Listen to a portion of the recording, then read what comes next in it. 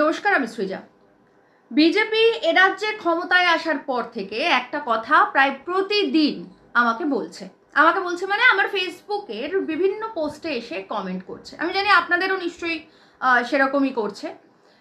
সেটা হচ্ছে যে যবে থেকে বিজেপি ক্ষমতায় এসেছে আর কি এ রাজ্যে 4 মে, তারপর থেকে নাকি তারা বামেদের পার্টি অফিসগুলো আর কি, যেগুলো তৃণমূল কংগ্রেস দখল করে নিয়েছিল 2011 সালে ক্ষমতায় আসার পর থেকে, সেই পার্টি অফিসগুলো নাকি তৃণমূলের থেকে নিয়ে বামেদেরকে ফিরিয়ে দিচ্ছে। অর্থাৎ আমি যখন বলি যে বিজেপি ফ্যাসিস্ট, তখন তারা বলে যে বিজেপি বামেদের পার্টি অফিসগুলো যেগুলো তৃণমূল দখল করে নিয়েছিল সেগুলোকে ফেরত দিয়ে দিচ্ছে, তাহলে সেক্ষেত্রে বিজেপি কি করে ফ্যাসিস্ট হয়। এই কথাটারই মনে হলো যে একটা উত্তর দেওয়া প্রয়োজন। আসলে এই যে নাটকটা চলছে 4 মের পর থেকে, যে পার্টি অফিস নাকি ফেরত দিয়ে দেওয়া হচ্ছে, সিপিএমকে ফেরত দিয়ে দিচ্ছে বিজেপি, এটা আসলে সম্পূর্ণভাবে একটা প্রোপাগান্ডার রাজনীতি। কেন, সেই কারণটা আমি বলছি। আমরা জানি এ রাজ্যে ক্ষমতায় আসার পর বিজেপি বা চাড্ডিরা একের পর এক ভাঙচুর চালিয়েছে। আমরা জানি মুর্শিদাবাদের জিয়াগঞ্জে ওরা লেনিনের মূর্তি ভেঙেছে, আরো কয়েক জায়গায় লেনিনের মূর্তি ভেঙেছে। আমরা জানি যে একটি পার্টি অফিসে, বামেদের পার্টি অফিসে ঢুকে বুদ্ধবাবুর যে ফটো ফ্রেম, যে আম্বেদকরের ফটো ফ্রেম, সেগুলোকে ভেঙেছে। আমরা জানি আমাদের প্রাক্তন মুখ্যমন্ত্রী জ্যোতি বসুর আবক্ষ মূর্তিতে গেরুয়া আবির মাখিয়েছে। এমনকি যাদবপুরে যে লেনিনের মূর্তি, সেখানেও গেরুয়া আবির মাখিয়েছে। তাহলে একদিকে যদি বলে যে ওরা নাকি বামেদের পার্টি অফিসগুলো তৃণমূলের কাছ থেকে নিয়ে ফিরিয়ে দিচ্ছে, অন্যদিকে আবার লেনিনের মূর্তি থেকে শুরু করে জ্যোতিবাবুর মূর্তিতে গেরুয়া আবির মাখানো এইটাও করছে, তাহলে কি কোথাও গিয়ে এটা হিপোক্রেসি নয়? এটা তো গিয়ে হিপোক্রেসি। আর চারদিরা হিপোক্রেসির রাজনীতি করবে, প্রোপাগান্ডার রাজনীতি করবে, নাটকের রাজনীতি করবে, এটাই স্বাভাবিক। কি হয়েছে ঘটনাটা আমি আপনাদেরকে বলছি। বিজেপি এ রাজ্যে সংখ্যার জোরে ক্ষমতায় এসছে, এটা আমরা কেউ অস্বীকার করছি না।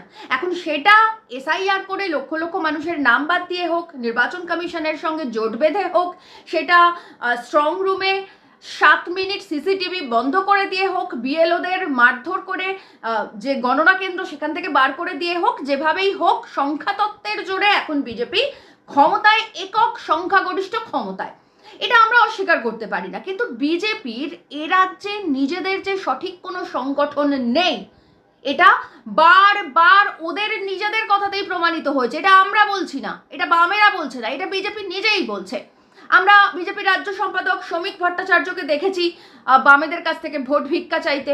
ভোটের ঠিক আগে আগে আমরা দেখেছি পাপিয়া অধিকারীকে বামেদের কাছ থেকে ভোট ভিক্ষা চাইতে। এমনকি এ রাজ্যে বিজেপির মানে ভোটের আগে বিজেপির যে পোস্টার লাগানো হয়েছে, সেখানেও দেখেছি যে বিহার থেকে লোক ভাড়া করে নিয়ে এসে পোস্টার লাগানো হয়েছে। অর্থাৎ যে দলটার, যে রাজনৈতিক দলটা ক্ষমতার জোরে হোক, পেশি বলে হোক, অর্থ বলে হোক, সিসিটিভি বন্ধ করে হোক, নির্বাচন কমিশনের সঙ্গে জোট বেঁধে হোক ক্ষমতায় এসেছে, ঠিকই এভাবে অর্থশক্তি, পেশি শক্তি দিয়ে ক্ষমতায় আসা যায়, কিছু মানুষকে কেনা যায়, কিন্তু কর্মী তৈরি করা যায় না। রাজনৈতিক দলের কর্মী তারাই যারা রাজনীতিটার জন্য, সেই নির্দিষ্ট আদর্শ এবং নীতিটার জন্য প্রাণ পর্যন্ত দিতে পারেন, তারাই হচ্ছে আসল কর্মী। এবং এই কর্মী একমাত্র বামপন্থীদের রয়েছে। এই যে প্রোপাগান্ডার রাজনীতিটা বিজেপি করছে, বা এই যে নাটকটা করছে যে তারা নাকি তৃণমূলের কাছ থেকে পার্টি অফিসগুলোকে নিয়ে বামেদেরকে ফিরিয়ে দিচ্ছে, আসলে সেটা নয়। আসল ঘটনা হচ্ছে বিজেপির এরকম সংগঠনই সব জায়গায় নেই যেখানে তৃণমূলের দখল করা পার্টি অফিস সিপিএম যদি পুনর্দখল করে সেটাকে তারা আটকাতে পারে। এরকম কর্মী, ডেডিকেটেড কর্মী সর্বত্র বিজেপির নেই। এ রাজ্যে বঙ্গ বিজেপিটা চলে এক্স তৃণমূলেরদের দিয়ে। আর 4 মের দুপুরের পর থেকে তৃণমূলীরা নব্য বিজেপি হয়ে গেছে। কিন্তু তারা বিজেপি হয়েছে নিজেদের স্বার্থে, কেউ সিন্ডিকেটের স্বার্থে, কেউ পয়সা কড়ির স্বার্থে, কেউ ধান্দাবাজির স্বার্থে, কেউ ক্ষমতার স্বার্থে, কিন্তু এরা কেউ ডেডিকেটেড কর্মী নয়। আর সেই কারণের জন্যই যে সমস্ত বামেদের পার্টি অফিস তৃণমূলীরা জোর করে দখল করে নিয়েছিল, বিভিন্ন অত্যাচার করে কর্মীদের উপরে, এমনকি খুন পর্যন্ত করেছিল তৃণমূলীরা, তো সেই পার্টি অফিসগুলো বামেরা নিজেদের কর্মীদের জোরে পুনর্দখল করে নিচ্ছে। কোনো বিজেপি, কোনো সিপিআইএমকে পার্টি অফিস হাতে তুলে ফিরিয়ে দিচ্ছে না। সমস্যা একটাই, বিজেপির ওই সমস্ত জায়গায় নির্দিষ্ট কোনো কর্মী নেই। এই যে সিপিআইএম পার্টি অফিস পুনর্দখল করছে, সেটাকে রোখার জন্য, সেটাকে আটকানোর জন্য যদি থাকতো, তাহলে কিন্তু ওই পার্টি অফিস সিপিআইএম এর কাছে পৌঁছতো না। ওই পার্টি অফিস তৃণমূলের কাছ থেকে বিজেপি দখল করতো, ওটা সিপিআইএম নিতে পারতো না।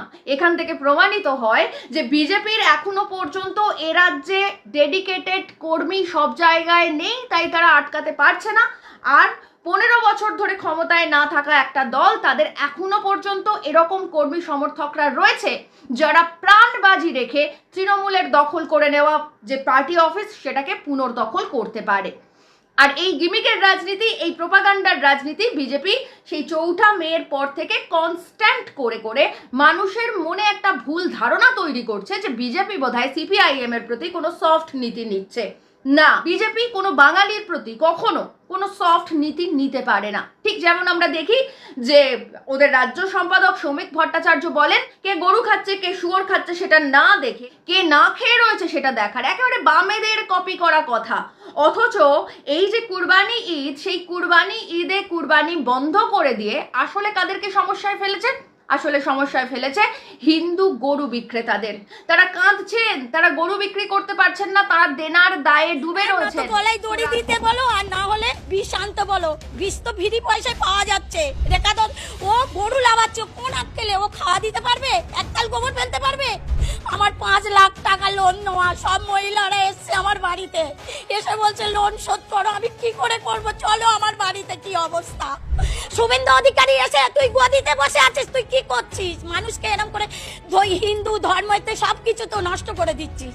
আমাদের ঈদটা করতে দিক, আমরা গরুগুলো বিক্রি করি, কিছুটা যেন অন্তত মুক্ত হয়। সম্পাদক বলছে যে কে কি খাচ্ছে সেটা আমরা দেখবো না, অথচ কুরবানি ঈদে গরুর যে কুরবানি করা সেটাকে বন্ধ করে দেওয়া হচ্ছে, যার ফলে দেনার দায়ে ডুবে যাচ্ছেন হিন্দু মানুষরা। আমি মুসলিমদের কথা নয় বাদই দিলাম, বিজেপি মুসলিমদের কথা ভাবে না, তো এক্ষেত্রে তো হিন্দুদেরকেও বিপদে ফেলছে। আমরা দেখেছি খাওয়ার রাজনীতি, কে কি খাবে সেটার রাজনীতি বিজেপি কিভাবে গোটা ভারতবর্ষের যে 22টা রাজ্যে রয়েছে সেখানে করেছে। আমরা জানি এ রাজ্যের ছেলে পরিযায়ী শ্রমিক সাবির মল্লিক মালদা থেকে 2024 সালে উত্তরপ্রদেশে কাজে গিয়েছিল, এক টুকরো গোমাংস খাওয়ার জন্য তাকে পিটিয়ে মারা হয়েছে। আমরা আকলাকের কথা জানি, আকলাককে কিভাবে ফ্রিজে গরুর মাংস থাকতে পারে এই সন্দেহে গোরক্ষ বাহিনীরা একেবারে পিটিয়ে মেরে ফেলেছিল। অগ্নিমিত্রা পল উনি বলছেন যে মহিলারা কি পোশাক পরবে না পরবে, কোথায় যাবে, কখন বেরোবে, সেই সমস্ত কিছু নাকি মহিলারা ঠিক করবে। এদিকে সনাতনী বীররা তারা রীতিমতন মহিলাদেরকে মেয়ে ছেলে এই আখ্যা দিয়ে বলছে সিগারেট খায় এখানে, তাই এই সিগারেট খাওয়া, এই অসভ্যতা করা যাবে। এখানটায় সন্ধ্যের পরে প্রচুর মেয়ে ছেলে এখানটায় এসে সিগারেট এবং অনেক রকম নোংরামো হয় এখানটায়। আমি পরিষ্কারভাবে আজকে বলে গেলাম যেন কোনো মা বোনেরা এখানটায় ভদ্রভাবে বসুক, কোনো অসুবিধা নেই, কিন্তু এখানটায় যদি সিগারেট গাঁজা কাউকে খেতে দেখা হয় তাহলে কিন্তু ব্যবসা এখানটায় ঢুকাতে হবে। এই যে গিমিকের রাজনীতি, এই যে প্রোপাগান্ডার রাজনীতি, এই যে নাটকের রাজনীতি গত 1 সপ্তাহ ধরে করছে, সেটা আমরা দেখছি। ঠিকই, আজ আমরা যেটা বুঝতে পারছি আগামীতে গোটা রাজ্য জুড়ে মানুষ সেটা বুঝতে পারবেন, সেটাও আমরা জানি। আর এই বাংলাকে বিজেপি যে কখনো আপন করে নেয়নি এবং আগামীতেও নেবে না, সেটাও আমরা জানি।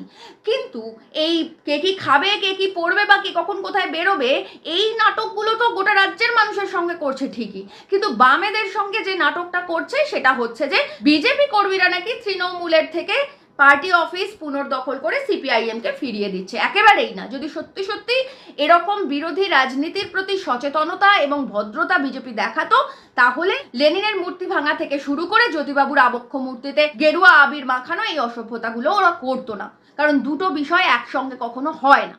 তাই যারা এই নাটকটা করছেন এবং যারা নাটকটা বুঝতে পারছেন না, বিশ্বাস করছেন, তাদের দুতরফকেই আমি বলছি বিজেপি আসলে এখনো যথেষ্ট পরিমাণ কর্মী জোগাড় করতে পারেনি। আর এই জোগাড় কথাটা আমি খুব সচেতনভাবে বলছি, কারণ বিজেপির সদস্য হতে গেলে মিসড কল দিয়ে ওদেরকে সদস্য করা হয়, মানে ওদের সদস্য হয়। আসলে আমরা জানি কোনো রাজনৈতিক দলের কর্মী কখনো মিসড কলে হয় না। রাজনৈতিক দলের কর্মী বুকের রক্ত ঘাম দিয়ে তৈরি করা হয়। তো এরকম কর্মী বিজেপি জীবনে কখনো তৈরি করেনি এ বাংলায়, জীবনে কোনোদিন তৈরি করতে পারবে না এ বাংলায়। তাই এখনো পর্যন্ত 15 বছর ধরে ক্ষমতায় না থাকার পরেও বামেদের যে কর্মী সংগঠন রয়েছে এখনো পর্যন্ত, তারাই তৃণমূল কংগ্রেসের যে দখল করে নেওয়া পার্টি অফিস সেগুলোকে পুনর্দখল করছে। এই ক্রেডিট এক এবং একমাত্র বামেদের। এই ক্রেডিট কোনোভাবেই বিজেপির নয়, এই ক্রেডিট কোনোভাবেই বিজেপিকে নিতে দেওয়া যাবে না।